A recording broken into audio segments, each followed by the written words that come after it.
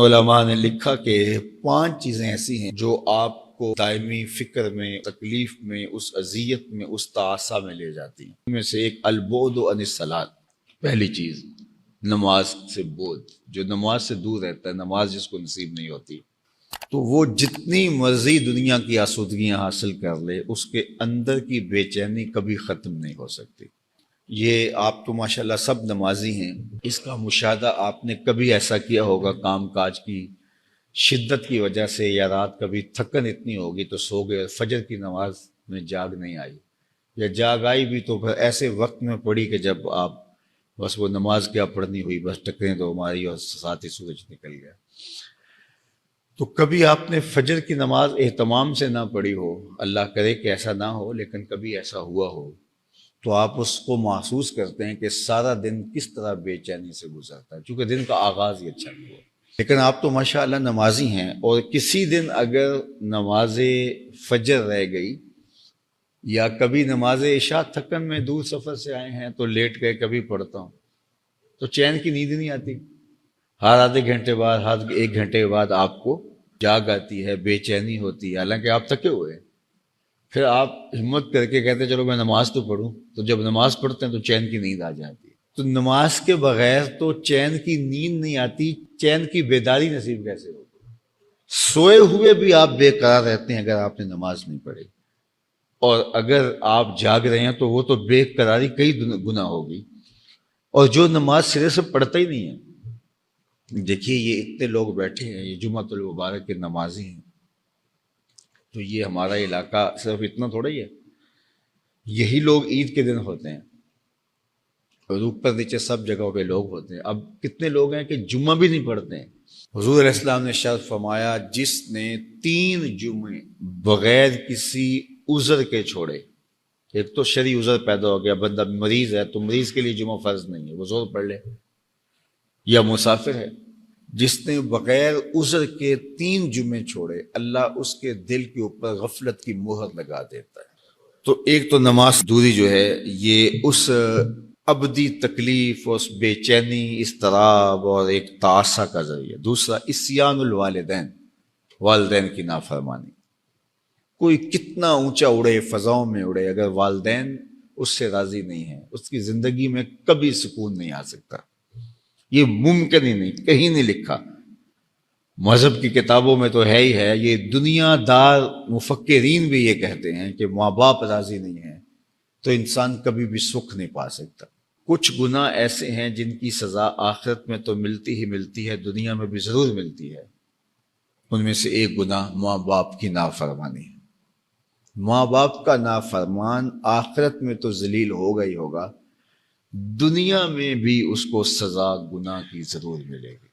نشان لگا لینا اس شخص پہ جو ماں باپ کا گستاخ اور بے ادب ہے، ساری زندگی آپ اس کو بے چین، مضطرب اور رسوا ہوتے دیکھیں گے۔ اور اس شخص پر بھی نشان لگا لینا جو والدین کا مطیع اور فرما بردار ہے، ساری زندگی اس کی پگڑی کا کلس نیچا ہوتے نہیں دیکھیں گے۔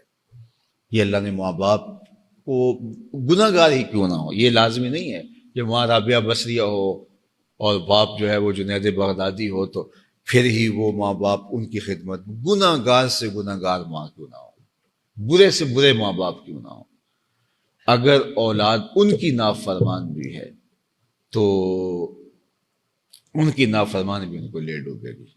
تو یہ تعاسہ کا دوسرا سبب ہے والدین کی نافرمانی، والدین کی بے ادبی اور گستاخی۔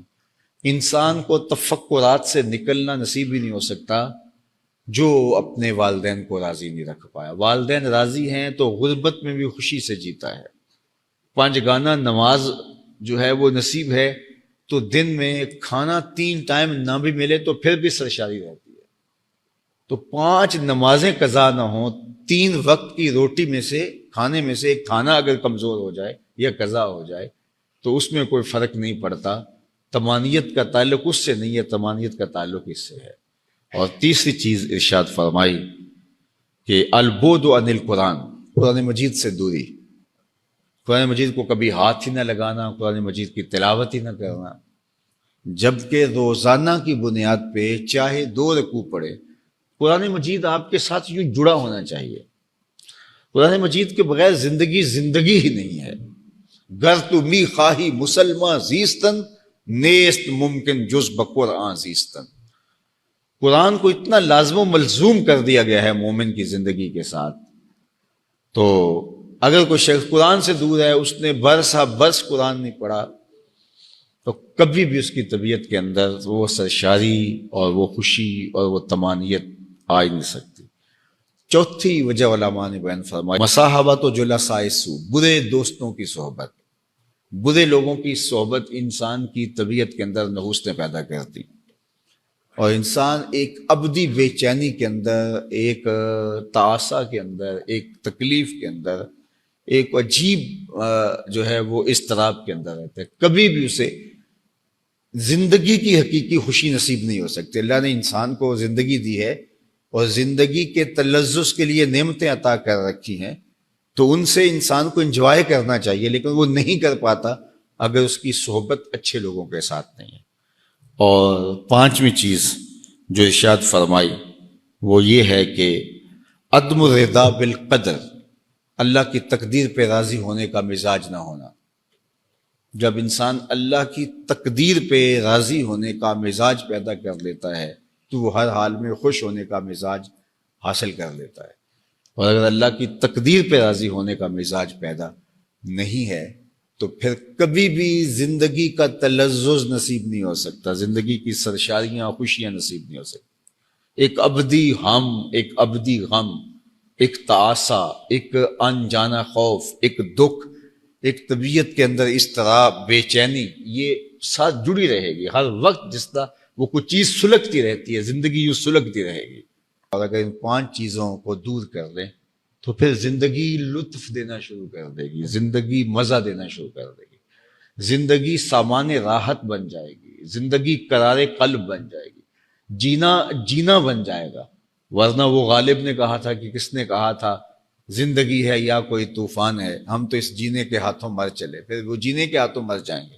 زندگی موت کا جو ہے وہ ایک ذریعہ بن جائے گا، تلخی بن جائے گی، تلخی حیات جس کو کہتے ہیں وہ زندگی بن جائے گی. ایک زندگی کا لطف ہے، اس نے پھر چکھا ہی نہیں زندگی کا لطف کیا ہے.